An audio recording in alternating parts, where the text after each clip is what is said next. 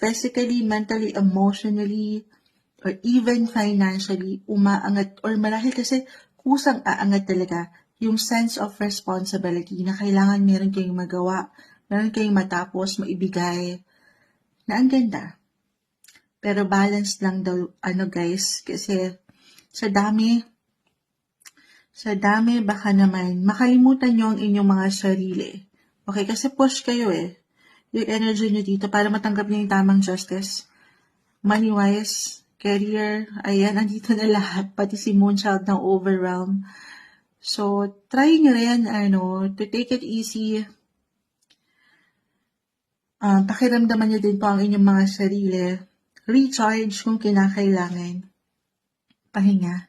Pag may time, listen to your body. Sa part na ito, kayo po ang higit na makapagsasabi. Yes to opportunity, guys. May blessing of work, blessing of money. Hindi kayo mawawalan kasi nga andito. Maraming pwedeng ihain ng universe para sa inyo. Pero yes rin kayo sa inyong mga sarili. More on self-care and self-love. Kasi parang all out kayo pagdating sa mga obligations na ito, na wala namang masama. Stay balanced lang din. Na hindi mo, paano mo nga naman, magagampanan itong ilang obligations na ito kung kayo mismo pala ay pagod na. So, tao lang din kayo.